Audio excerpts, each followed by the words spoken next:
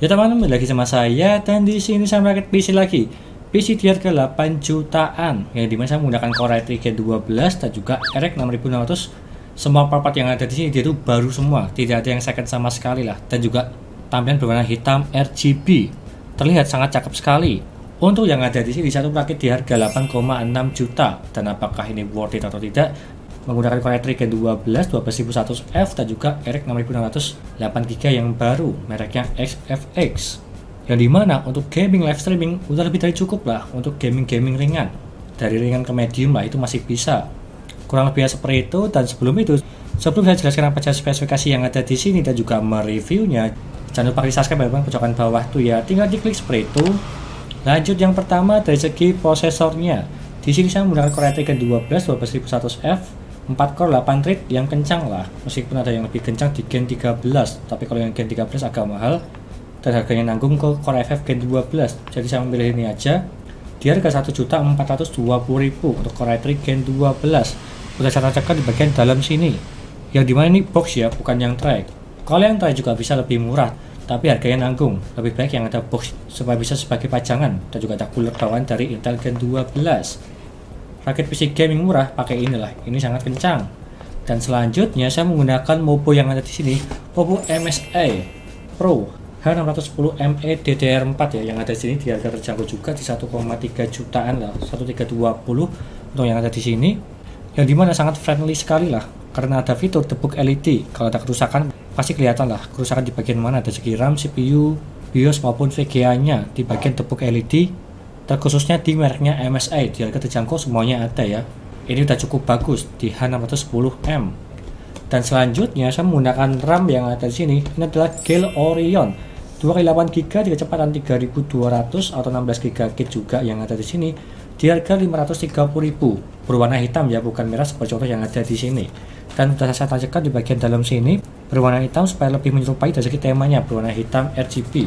Kalau bisa mencari yang RGB juga bisa lah, tapi menambah budget di 200.000. Tapi memakai ini nggak masalah juga sebagai menghemat budget di 8 jutaan. Ini ya, terbilang bagus lah. Gale Orion, garansinya lifetime. Dan selanjutnya saya tuh menggunakan GPU yang ada di sini, XFX RX 6600, paling murah daripada brand-brand yang lainnya. Kalau misal GPU baru ya, di harga di 3 juta. Kalau yang Sapphire dia itu di 3,3 jutaan. Atau yang merek lainnya seperti Asus, Gigabyte. Tapi kalau yang ini dia itu paling murah, garansinya 1 tahun. Udah saya tancapkan di bagian dalam sini.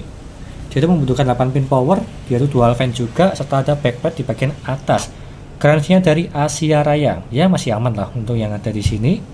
Dengan performa yang kencang di harga 3 juta. Bisa dibilang agak naik harganya. Kalau yang dulu tersebut di 2,8an tapi sekarang agak naik. Tapi kalau semisal ingin yang second bisa juga sih di harga 2,5 juta. Kalau yang RX 6600 paling kebanyakan bekas mining untuk yang itu. Jadi selera kalian pilih baru atau bekas.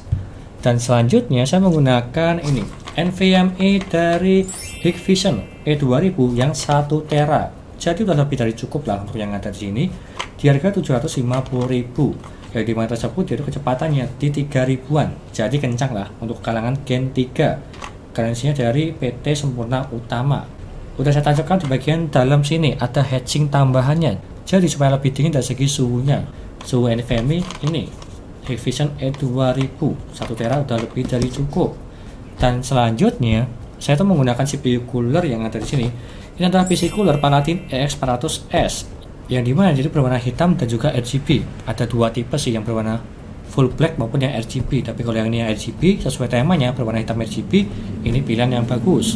Cuma di harga 250.000 untuk yang ada di sini. Hampir sama seperti yang Deepcool AG400. Tapi kalau yang ini dia itu lebih cenderung ada plastik di bagian sini berwarna hitam supaya lebih menyerupai lah, dan juga lebih bagus tampilannya menggunakan ini. Untuk suhunya lihat aja nanti di akhir video dari segi pengujiannya apakah dingin atau tidak untuk ini Paladin EX400S.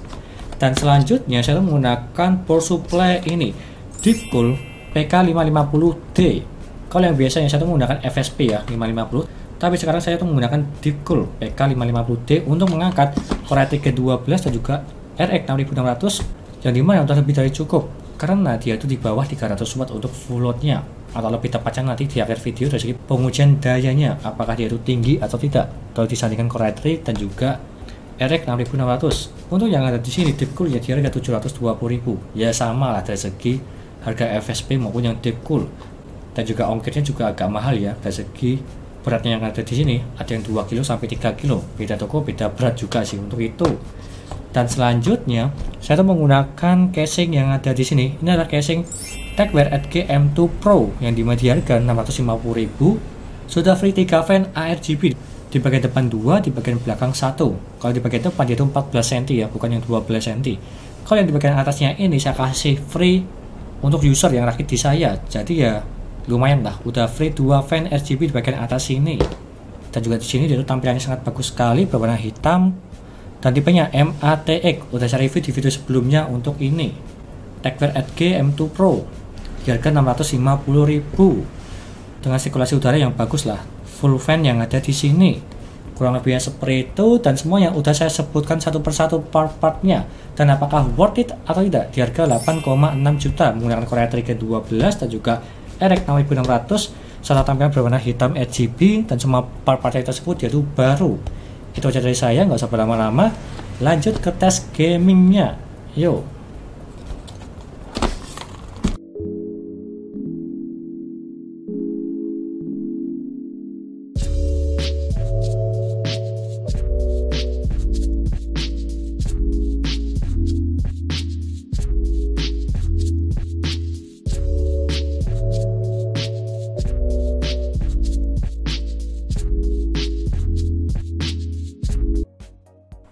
Lanjut yang pertama, dari segi booting Windows menggunakan NVMe Hikvision E2000. Dan kita tunggu aja seberapa cepat dia untuk booting Windowsnya.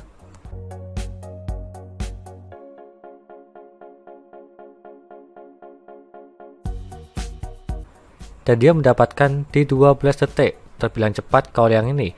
Standarnya NVMe di 15 detik, tapi kalau yang ini di 12 detik terbilang cepat.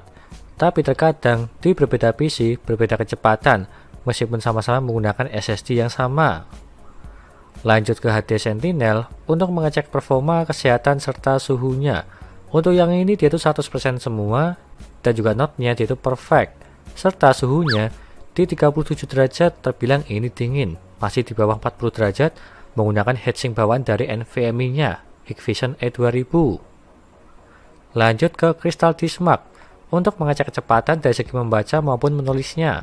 Dari Hikvision E2000 untuk membacanya mendapatkan di 3424 serta menulisnya di 2121. Dan kalau kita bandingkan yang ada di website yaitu up-to-nya 3300 per 2800. Dan kalau kita bandingkan dari segi realitanya dia itu ada yang kurang ada yang melebihi.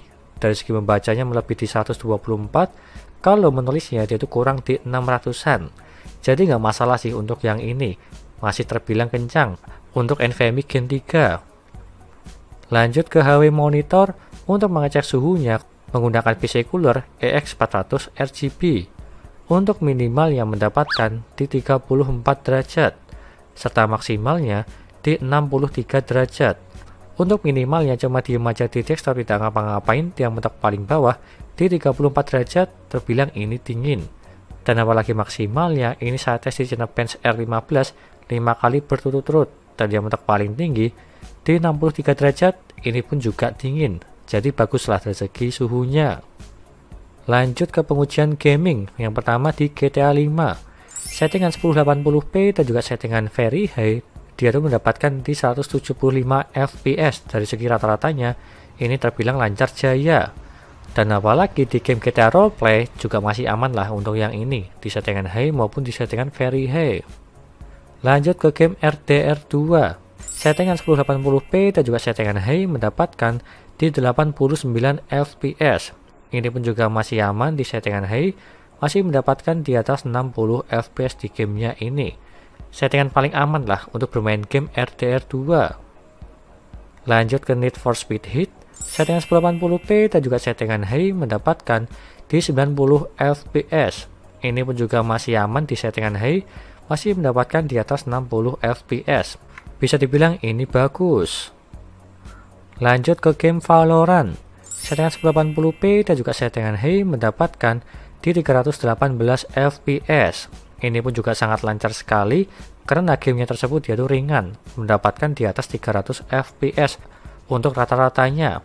Untuk gaming, live streaming udah lebih dari cukup di gamenya Valorant.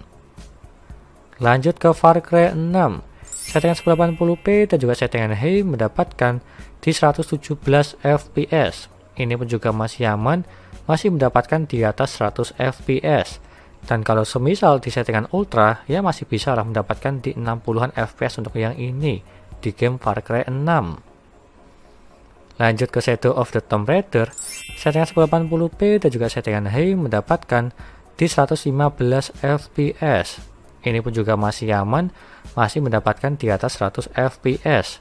Dan kalau semisal di settingan ultra, masih bisa mendapatkan di atas 60 fps untuk yang ini di Shadow of the Tomb Raider. Lanjut ke Dota 2, settingan 1080p dan juga settingan high mendapatkan di 154 fps. Gamenya terbilang ringan, di settingan rata kanan mendapatkan di atas 150 fps. Ya lancar lah untuk yang ini di game Dota 2. Dan lanjut ke dayanya. Untuk yang ini minimal yang mendapatkan di 68 watt. Dalam posisi tidak ngapa-ngapain di desktop, diem aja, dia tuh mentok paling bawah. Di 68 watt terbilang agak boros sedikit. Kalau bisa di bawah 60 watt lah dari segi daya paling rendah. Tapi masih nggak masalah. Dan kalau maksimalnya dia mendapatkan di 218 watt. Ini pun juga masih aman lah. Belum sahabat PLN. Cuma di 200 lebih sedikit menggunakan RX 6600 udah bagus banget dari segi dayanya. Ini saya tes di gaming dan dia mentok paling tinggi di 218 watt. Dan apalagi power supply yang menggunakan 550 watt udah lebih dari cukup untuk yang ini. Lanjut ke kesimpulannya. Di harga 8 jutaan atau lebih tepatnya di 8.620.000, dan apakah ini worth it atau tidak, terbilang ini masih bagus untuk saat ini. Bisa mendapatkan Core i3 Gen 12 dan juga RX 6600 dengan part-part yang baru semua. Serta bertemakan berwarna hitam RGB seperti contoh yang ada di sini, sangat menarik sekali. Yang dimana untuk bermain game, editing maupun live streaming udah lebih dari cukup di game-game ringan maupun ke medium. Serta upgradeable ke depannya untuk yang ini di harga 8 jutaan. Kurang lebihnya seperti itu, dan semua listnya ada di sini dan juga semua linknya ada di deskripsi. Silahkan beli aja kalau kalian berminat untuk part-partnya yang ada di sini semua menggunakan Core i3 Gen 12 dan juga RX 6600 dengan part-part yang baru semua. Kurang lebihnya seperti itu. Sekian dari saya, jangan lupa like dan subscribe, serta nantikan video lainnya mengenai rakit PC Intel maupun AMD gaming maupun editing. Dan juga jangan lupa share ke teman-teman kalian yang ingin rakit PC, tinggal DM aja. Terima kasih sudah nonton.